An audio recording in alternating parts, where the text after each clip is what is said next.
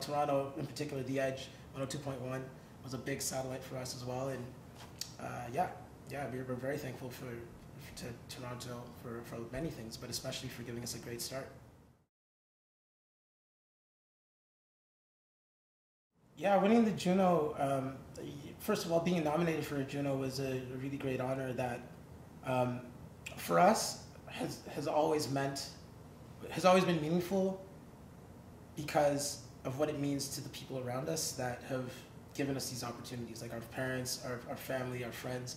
The excitement they see from, getting to those levels it makes it really, you feel really good winning those awards for those reasons.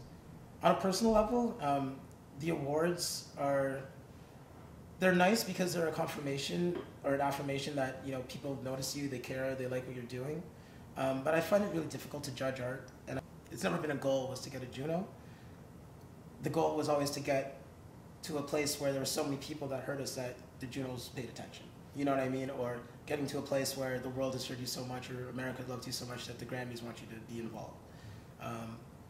But to win it, I mean, like I said, I would never, discredit that, that honor, and it is a huge honor, and very few people have had that opportunity.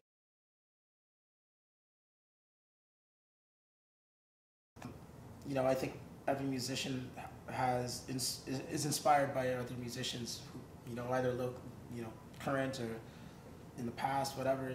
We all come from somewhere, and when you get to a point in your career where you're able to,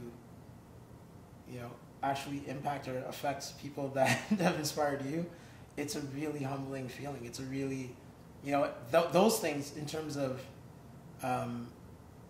things that we value a lot, I guess. The awards we do value because, as I said, it's nice, but getting the affirmation and respect of your peers in a community when you're working on the same things in the same ways and you have the same struggles, and they acknowledge that, wow, you guys are actually doing it really well, that means a lot. And so, with No Doubt, how No Doubt came to know us and asked us to be on tour was our manager at the time, Tony Canal, who was the bass player in No Doubt. They did a record called Rocksteady in Jamaica that did really well. They had Bounty Killer and Lady Saw and all these wicked artists on it, and they put a nice, they reintroduced North America to more current reggae in a good way. And I think through his investigations and looking at the reggae scene at the time, they were digging in, having these dance hall parties. I think he was just getting exposed to all that stuff. And coming from Southern California, California's been an area that took really well to our music.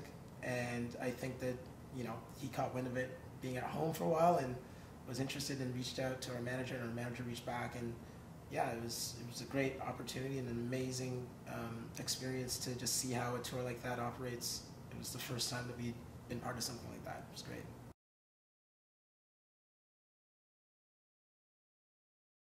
You know what? It's always good. I mean, people here are super supportive still. At the same time, Toronto's a place that, because there's so much going on, you really have to fight for your spot and attention, and people are exposed to a lot of things. So, I'll say this, we've traveled the world in a lot of different places outside of North America, I would say. People typically go to shows, kind of, okay, I'm a fan of the band, I want to sing, I'm there to party with the band. It doesn't matter, like I just, sometimes they don't even know what's going on stage. There's almost as much of a party on stage as there is off it, and it's that kind of environment. In a lot of North American cities, I find that because there's so much exposure to all these things, I think people are a little bit more like, what, are you really that good, or like impress me, or that back on the wall. A lot of people Screwface Capital, everyone likes to call Toronto that, and there's a lot of truth to that, and it depends on the scene. But that's the challenge. I mean, you have to break through that. I mean, and it makes it a great training ground for the rest of the world, because, if you can't beat adversity in your hometown, then you're probably going to really be affected by it when you go to other places, or you might just say, oh, that they just don't understand me, and not really do the work that you're supposed to be doing. So, I mean, it's a challenge, but yeah, at this point when we play in Toronto, because I think we've taken our time and we tend to space our shows out enough, I think that the energy is still there and the excitement's there. We also are aware of that though, and so we don't play a lot in Toronto anymore. Back in 2005, 2006, there was a lot of demand, and so, you know, we were playing a lot in Toronto and all over Canada. But now we pick our spots really, we try to pick our times and our spots wisely to make sure the energy's there.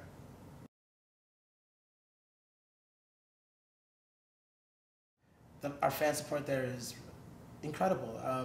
The relationship that UK audiences have with the music they love is it's very different than here.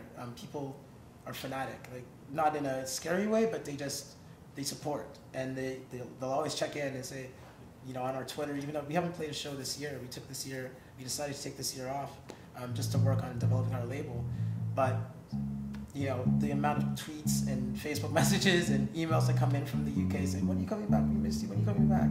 And it's disproportionate, almost, you know, versus the rest of the world and versus Canada as well. Where there's still a lot of people that reach the same way, but population-wise, it's amazing just to